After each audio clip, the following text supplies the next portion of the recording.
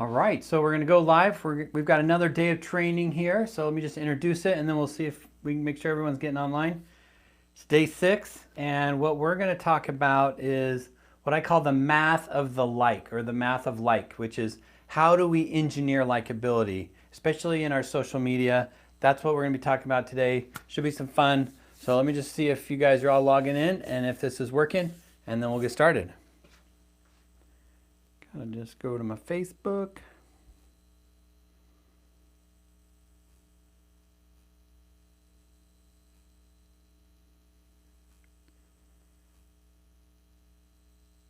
Good morning. Someone said good morning, so nice. That means you're got a couple people joining us today. Good job. Crystal, you're so faithful. You're such a good neighbor.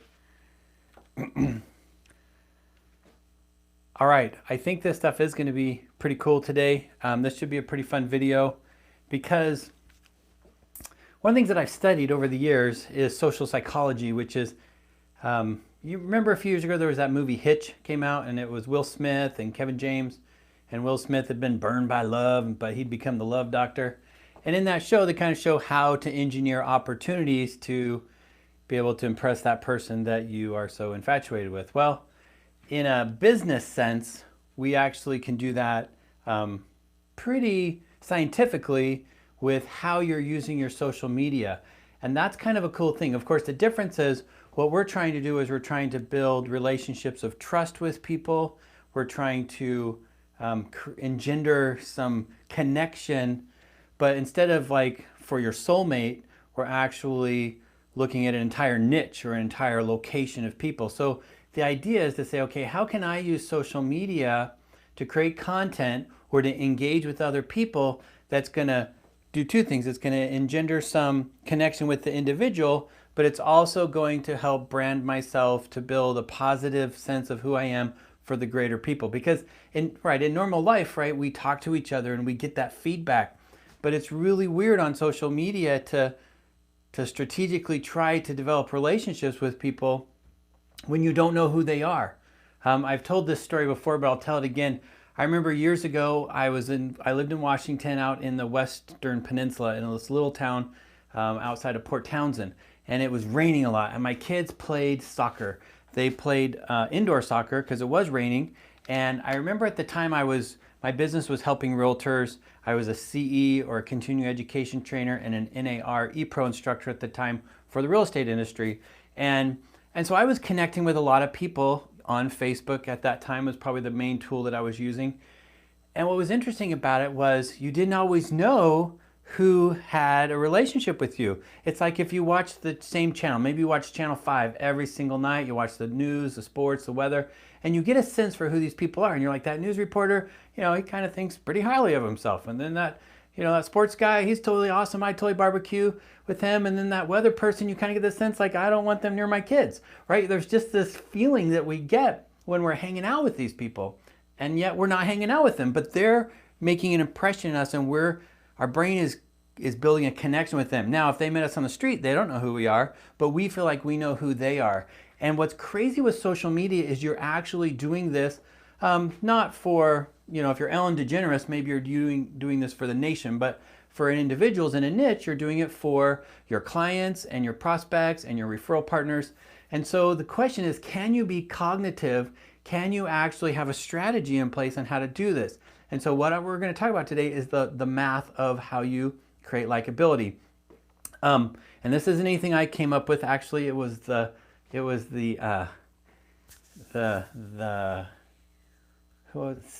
CIA. I think it's the CIA that figured this out.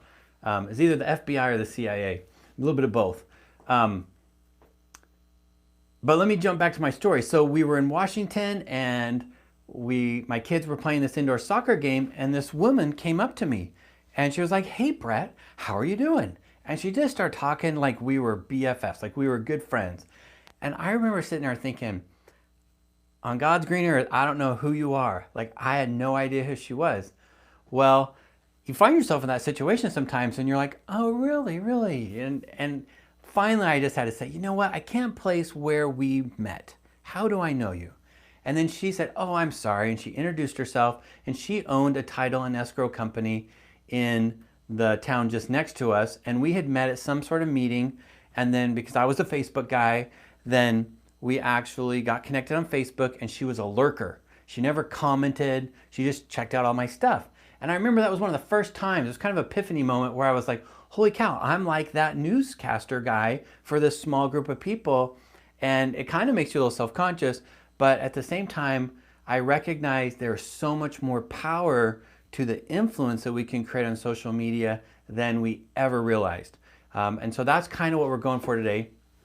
I do feel a need here to check this and see how we're doing on our logins.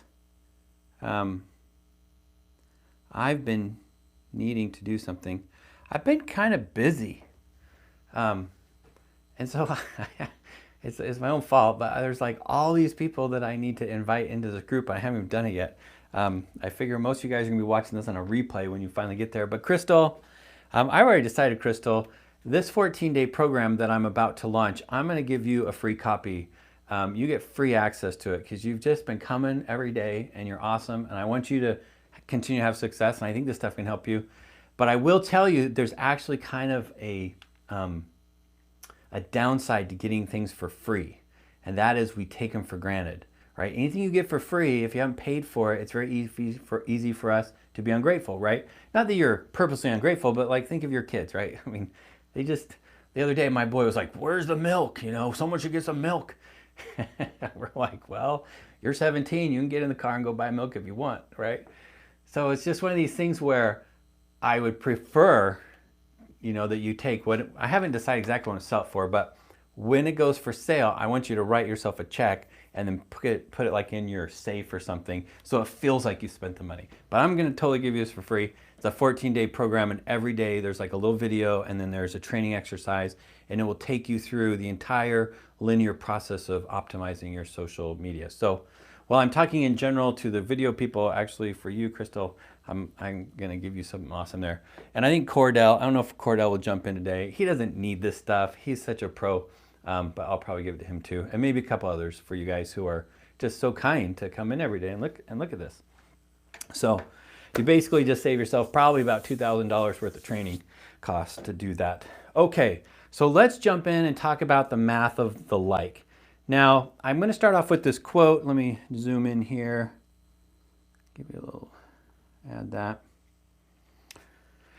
This is a quote from Blair Warren. He says, people will do anything for those who encourage their dreams, justify their failures, allay their fears, confirm their suspicions, and help them throw rocks at their enemies. It's a great quote. I actually got this quote from a book. I think the book's right here.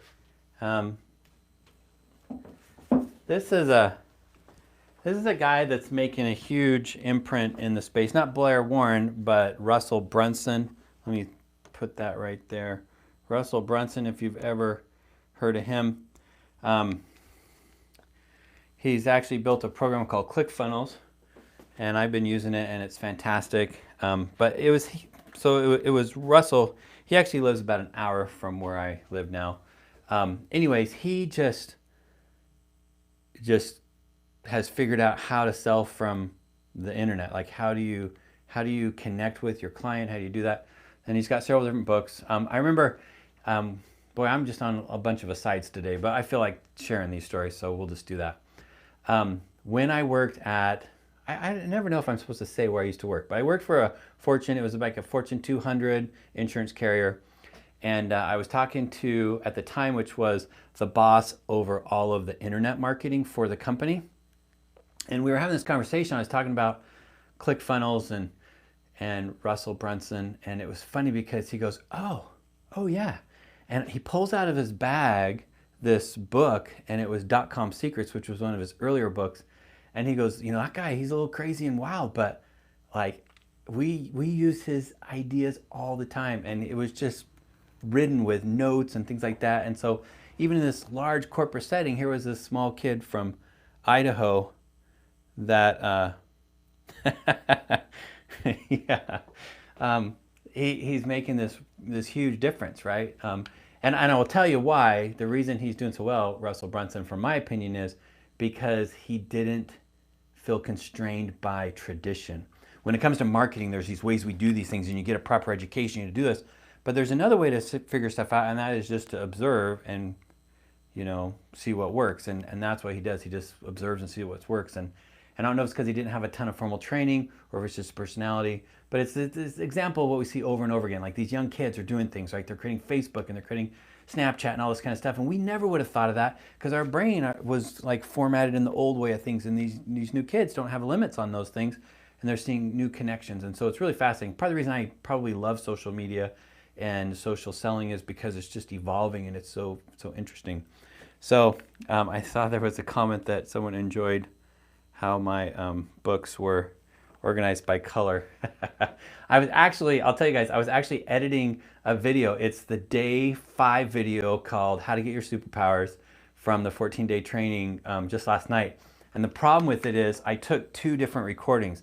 I took a recording from a couple days ago, and then I took a recording from like 2 weeks ago. And I was like, some of them had the better stories here and some had the better stories there. Well, as I was combining these together, there's 2 big differences. Number one is my hair is like 2 weeks longer. And even though I keep my hair short, you can kind of tell the difference. And then the other one is it was before I had organized my books by color. So on some of the videos, it's just like the way they were organized by just using them and throwing them in and out.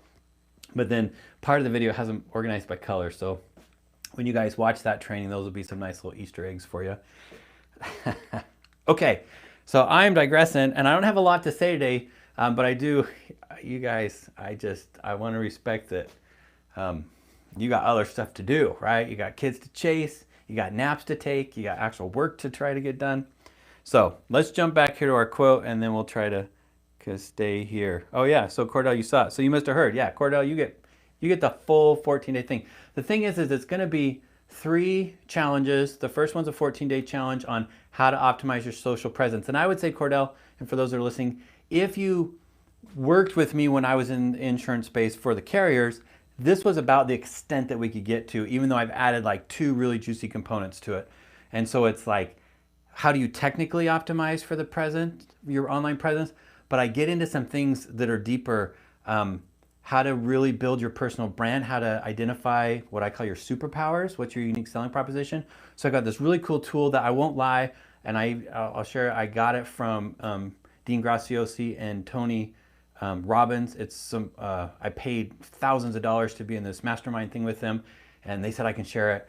And it's this really cool stuff that helps you figure out how to own what your strengths are, and then how do you share them with your audience based on the things we're talking about today. And then the other part that's really cool about it, and I just finished up the training recording on this too, is how do you identify your ideal client? So how do you figure out who are your ideal client? And this kind of comes from a background that I had, the 4-Hour Work Week. If you've ever read Tim Ferriss, he has this great book called the 4-Hour Work Week.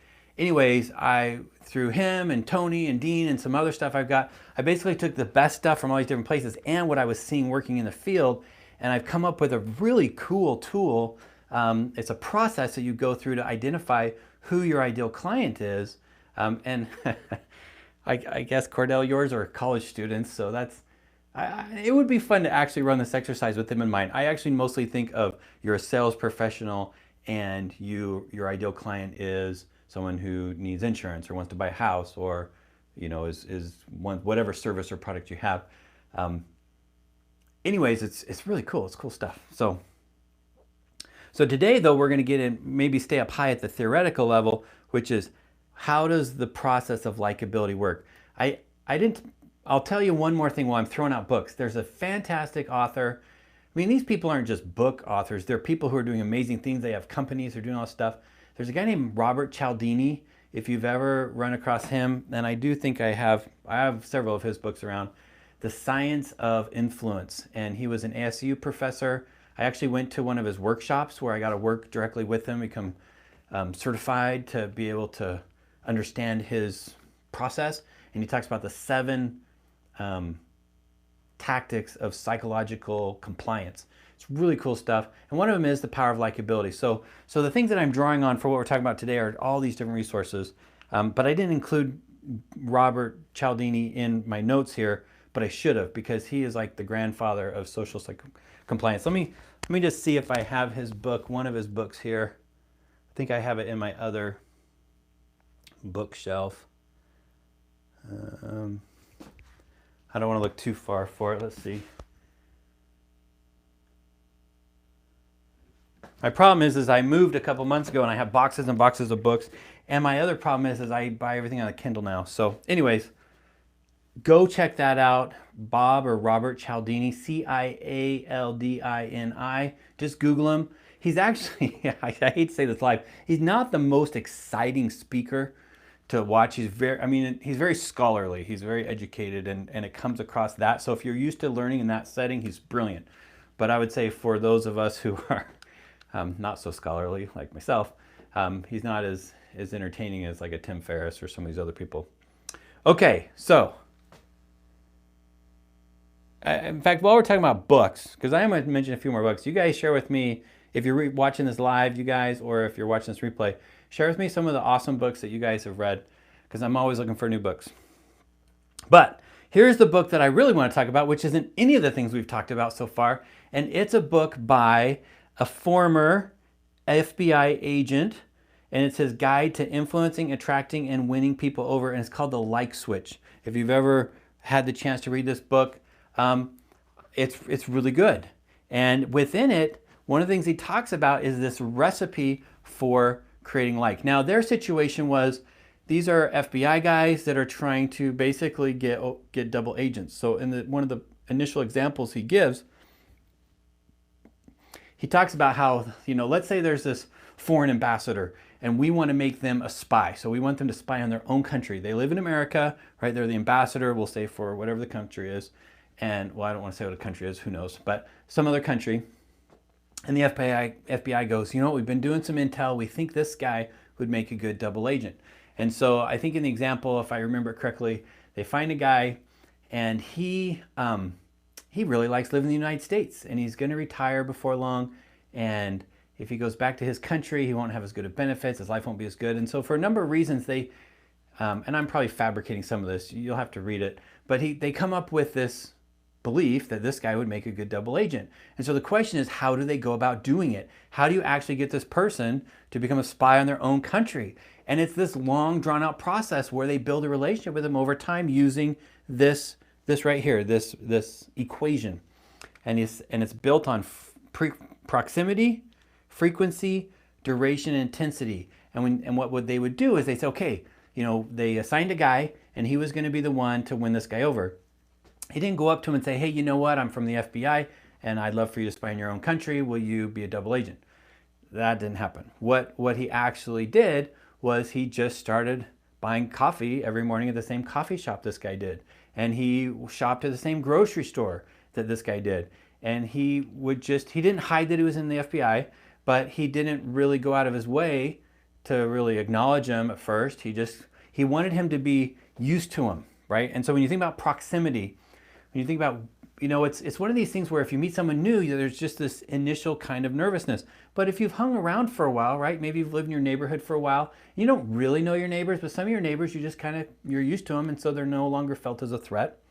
And then the question was the frequency. How frequently do you engage with him? What's the duration of that engagement? What's the intensity of that engagement? I think in the story there was this time where finally they said, okay, it's time to make, a conversation. And so they both, the FBI guy made sure that he could pick up a tomato at the same time that guy was picking up a tomato, and they started a conversation.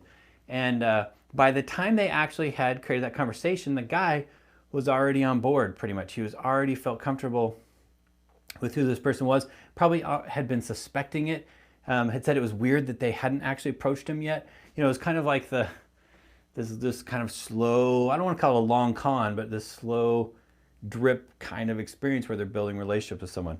So I've thought about this, and I've thought about some of the stuff that Cialdini's done, and someday I'm going to do it. I'm going to create just a mini course on the 7 social psychological tactics that Cialdini uses in negotiation to actually use them in social media relationship developing. Like I've got some of the stuff I use is drawn on that.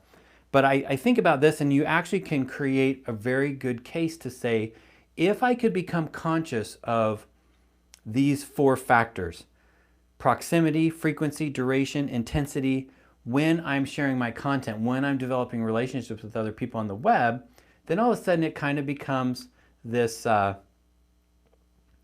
checklist or a scorecard or a way that you could think about this. So I don't have it today. I need to find it. I actually created like this little card once that before you post, you actually look at all these different things.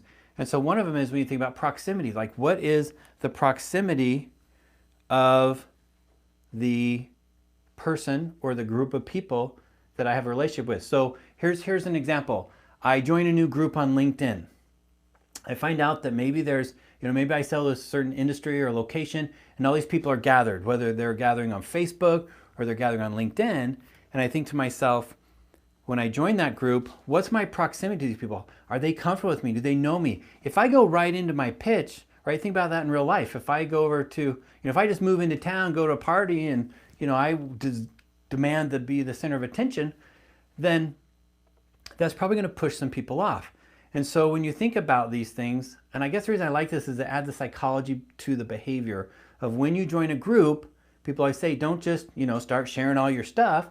Actually spend the first amount of time thinking about proximity and the intensity, like how intense.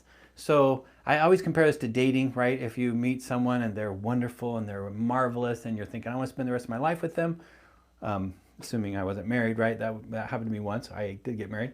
Then the question is, do I say, hey, you're pretty awesome? In fact, I did that after my first date with my wife. I was like, I really like you. And she was like, hold on, boy. My boyfriend's getting back from his Ivy League school next week. And, this was just because I had free time. And so then I had to work my way back, and finally win her over. So the thing is when you engage with people, what's the love of the relationship? Think also in Facebook when there's like engagements going on, some Facebook posts, someone starts saying something and then other people are chiming in. And you have to have some emotional intelligence, I guess, to figure this out. But it's kind of like in real life where if someone's having a conversation, you kind of get a sense like whether that conversation is open to the rest of us or if it's kind of a private conversation. And of course, anything on social media, I think is fair game because they're doing it publicly, right? They should be in a private message situation if they don't want it to be public. But you have to, you don't just chime in like, oh yeah. And people are like, who's this guy? I don't know. So it's nice to do this. I'll explain to you guys one example and then we'll move on. And how are we doing on time? I know I burned through the time so fast. Oh yeah, I only want to do this for like 5 more minutes, so we got to hurry. When I first started developing my social media company, so this is back in like 2008, I had been a technical communicator. Then what happened was I started buying real estate and then I became focused on that a lot. And then the market crashed, 2008, 2007, 2009 period, right? And I got, if you guys know me, I got my teeth kicked in during that point. I had 7 high-end deals going on and I had just gone from like, we just gotten back from Europe, me and my wife, and we were thinking we're pretty cool and I had made all this money. And then all of a sudden things just started falling apart. And at that time I had bought a tile and granite business down in St. George. I had kind of a fledgling website business that I had ignored because I was so focused on the tile business and the real estate investing that I was doing. And then all of a sudden that was gone, or actually it wasn't gone overnight. It was like sinking, right? That real estate crash took years. And I started looking at social media. I was like, I got to bolster up my website business. And that's when I discovered social media was going on. And I lived in a small town in Western Washington. And I remember reading like 50 books and spending hours on the internet trying to figure out what was going on. And I'd read the book Outliers by Malcolm Gladwell at that time and realized that, hey, if I could be in the right place, I could be one of these people who might have an opportunity. And I don't know really what it would be, but I just thought, I got to get on the front end of this. And to build up my social media business, I was like, I understand real estate and I have pretty strong background in technology. Why don't I create a social media marketing business for realtors? And that's what the biggest problem was. Realtors were just getting their butts kicked and had no money. But I just was young and wasn't paying attention to that part. So I had a friend who was a realtor and we started talking. She's like, you should teach CE classes. And I was like, what are CE classes? And they're, well, every realtor has to get continuing education courses. So I was like, oh, okay. So I found out that in the process of doing this, you actually had to be appointed by the state level director of education for that association. So in the state of Washington, it was the Washington Realtors Association director. And this is what I did. This is how I used Facebook. I hadn't read this book yet at the time, but I really looked at this process of what is my relationship with them? How do I build a relationship with this person to appoint me? Because what happens, you had to be a realtor for like 2 or 3 years. I didn't even have a license. I just was only buying and selling. And what I did was I used our friend that we had in common, who's a realtor and also a CE instructor. I said, would you mind if when I introduce myself to her, if I bring you up as a recommendation? Because it takes forever to get someone to actually recommend you to someone else. And so she's like, yeah, that's no problem. So what I did was I connected with this person. Her name was Tanya. And I said, hey, I was talking to our mutual friend Peely, and I thought it might make sense to connect with you. I do social media marketing for realtors, and I just think it would be good to see more about what you're doing. Now, this is like total first date stuff, right? I didn't say, I want to be an instructor. I didn't say anything. I just wanted to get connected with her. Because once I was connected with her, then I had more information. I could look at her Facebook and see what she was about. And so over about a 3-month period, I really exercised these things. The frequency in which I posted her, right? I didn't come on real strong. I kept it kind of low level, but she was an important key person for me because she was the one that could give me access. I knew for me to build my business, if I could actually become an appointed CE instructor by the Washington Realtors Association, then I could work at a state level. Long story short, there came a time after a few months of building relationships with her, her kid had eczema, and my kid had eczema, and we'd had some little conversations about that, and we just started building a natural rapport.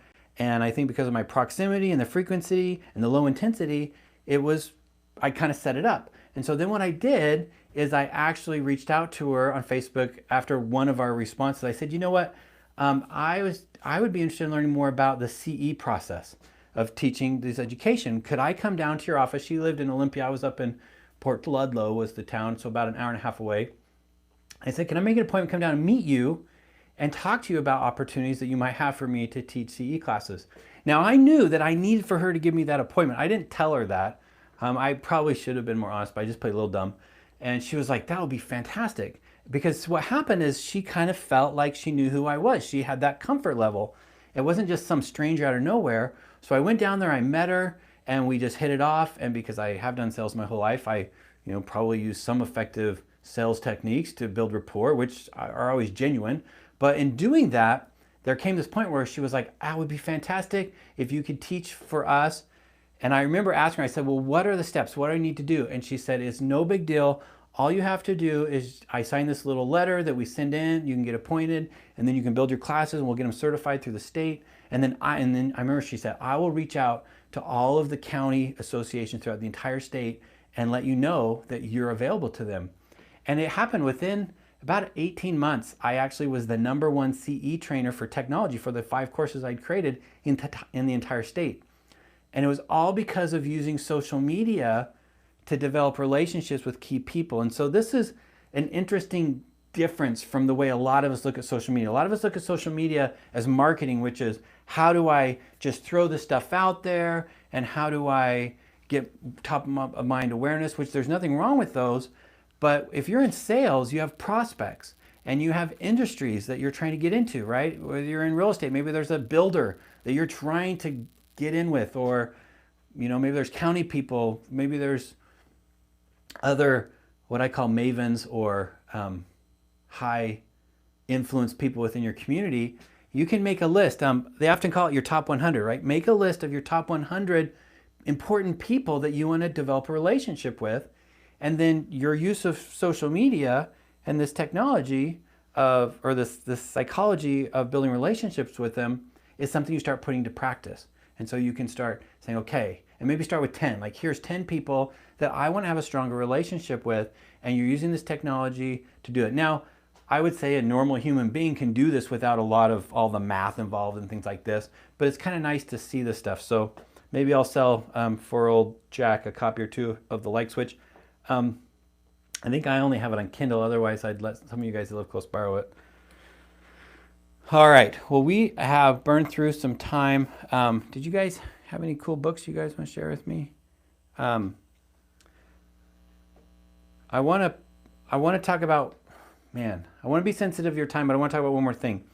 Another guy that I think has a strategy that really makes sense that you can use when it comes to thinking about your relationship to your prospects and clients when it comes to social media is this guy right here. His name is Don Miller.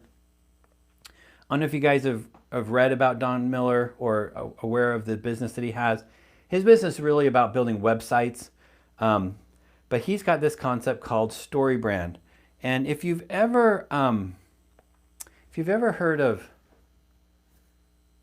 boy, I can't remember his name. I want to say it's Campbell, Joseph Campbell. If you've ever read the book, The Face with a Thousand Names, or just Googled Joseph Campbell, basically in the 70s or 60s, 70s, and 80s, he actually came up with this really cool idea that every single culture has these stories, and there's this idea of the hero's journey, right? The hero's journey is this common thing through all culture, all time. And depending on who you read, there's like either 12 points to the story or 17 points to the story. But when you start learning about the hero's journey in Joseph Campbell's work, you learn that there are these specific things that happen. And it kind of ruins movies for you, because as soon as you learn all these steps, you can just see how every movie's going to go. Or, oh, they decided to twist that one little part. But it's fascinating. It's fascinating stuff, especially if you want to be a writer. You got to understand the stuff. Well, Don actually took this concept of the hero's journey and built up a relationship development strategy with it around your prospects. And so this is really what it is right here. I'm going to zoom in here so you can see it. And basically the idea is your prospect is a character and they have a problem, right? I need insurance. I need a house. I need, a pain to go away. I need a problem to be solved. And then they meet a guide who understands their fear. And this really is where you fit in. You're the guide. You're the Yoda. You're the, in every story, there's that person who's already been where they're trying to go. And they give them a plan. They give them a path. And then when they do that, they force them to take action. And so the action is that they will either have success or they'll have failure. And this is kind of a really simple version of this. But if you go to, I think it's like storybrand.com or just Google StoryBrand, you'll actually see there's some online stuff. You can fill this stuff out to put in your own story and you can see what your relationship is. The reason I bring this up is I love this idea that you're the guide. One of the things that the big problems I've seen with social media is that it's about us. It's about me. This is my page. This is what I'm doing. But when we reframe that and we restructure it to be the guide that says, I'm here to help you, then all of a sudden our arrows are no longer pointed inward. Our arrows are pointed outward, and we're able to really focus on the needs of the other people, which brings me to the last thing I want to talk about. And this is by far one of the best books I've ever read. Okay, cool. You guys are putting a couple stuff in there. We'll look at that in a second. This book just melts your brain. Chris Voss is another one of these CIA or FBI guys. Watch his YouTube videos. You'll be entertained for hours because he's great speaker. Like the first book I talked about, The Light Switch, his book is really informative and helpful, but Chris is an amazing speaker. Excuse me. So the thing that he really brings out, his whole story is he was a terrorist negotiator. I'm not a terrorist. When someone steals someone, what's that called? Hostage negotiator, yeah. A former FBI hostage negotiator, field-tested tools. So he was a hostage negotiator where people would steal someone from a family of wealth, and then he had to go in and negotiate with the hostages to get the people back. And they come up with this whole psychology on how to do it. And the thing that I really like is that he basically says you have to, and this is what he says here, people want to be understood and accepted. So think about this. You've got someone who's taken your baby, right? They've taken your kid. They went down, they went to Europe or they went to South America and they were stolen in a taxi. And now you got a phone call. Hey, give us $10,000 or $1 million, or whatever it is, if you want your baby back. And now all of a sudden you're in this situation where Chris Voss comes in and he says, look, to do this, here's what we're going to do. We have to figure out what these people's needs are. And we want, every single person wants to be understood and accepted. So we have to listen intently. We have to demonstrate empathy, which isn't the same as sympathy. We have to show a sincere desire to understand what the other side is experiencing. And I'll talk about this last one in a second. So all of these things that I'm saying here are, if you want to be successful in building rapport with other people on the web, then yes, you have a page that's maybe has your name on it, but the activity that you're doing on it, the things that you're sharing, really is just a tool for you to find out what the needs are, what the problems are, what the pain points are for your prospects. And the more that you use social media to go in and leave comments or send messages or show empathy for these people, especially your top 100, you're going to be able to develop a relationship with them. So for example, when I shared with Tanya this cool lotion we'd found that helped my kid with eczema, and then she said, oh, we tried it and it worked, I was just serving her at that point. And I was building that relationship with her that led me later. I never knew when I friended her that we'd be talking about, eczema, but it was because our kids had this thing in common. It was a commonality that we could build on, and I happened to genuinely have something I could share, but it built the rapport. So then when I had the need for something from her, which was, hey, can you write this special letter so I can create this business, that trust was there. And so think about using social media in a more direct way to say, who are the key people that I'm willing to have a conversation in front of a lot of people so other people see it, that's fine. But who are the key people that I want to show empathy for? And so now what happens is you start sharing posts that are, I had this, like Crystal, I don't know if you've ever shared a post about how you helped me buy this house that I'm living in right now. Like, that's actually a situation where we could have a conversation, and what would be really easy is for you to create a case study that said, you know what, this guy was living in San Diego and he bought this house basically sight unseen, and this was the situation, and this is how it all worked out. Like, those are things that would show how you're giving to your clients. And then when other people see that, they're like, wow, that's a cool person. That makes me want to work with them. And so it's through these examples that we can do these kinds of things, all because we're just being who we are, but we're creating more transparency in how we do it. So the internet is showcasing that aspect of us. All right, well, this is very theoretical. I thought I'd get into some examples. I actually have right here a whole bunch of posting tactics that you can go through.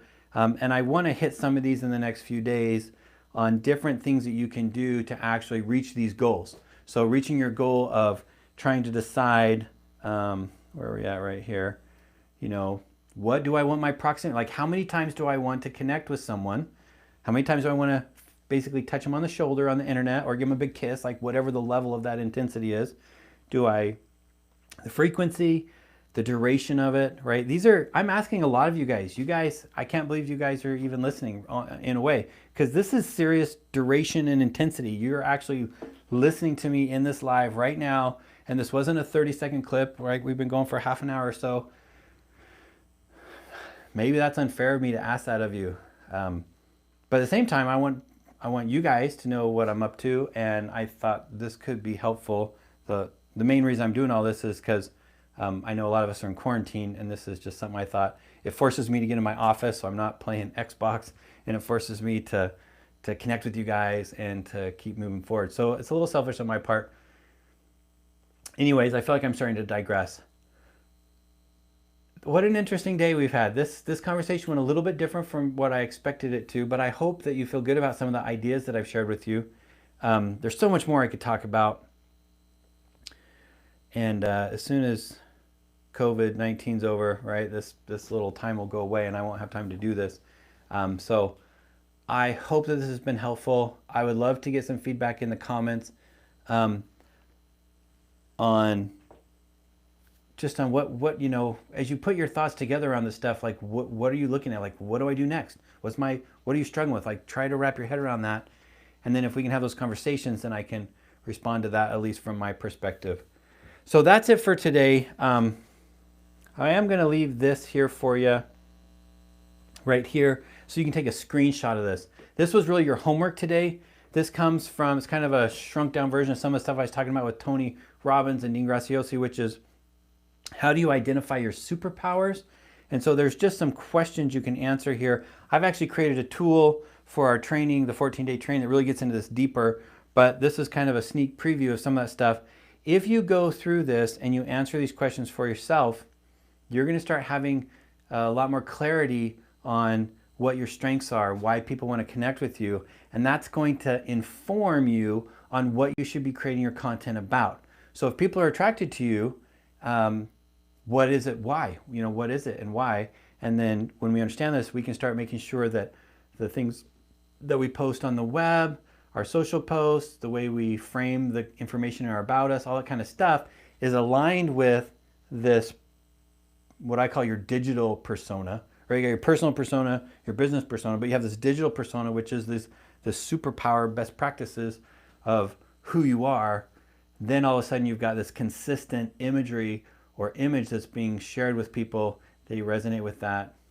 Anyways, it's fun stuff. I'm going to stop. I hope you guys have a great day. I hope it's been helpful. If you've got any questions, share them in the comments. I'm going to look at them one more time, and then I'm just going to I'm going to actually get back to doing my video editing. So let's see what we got here.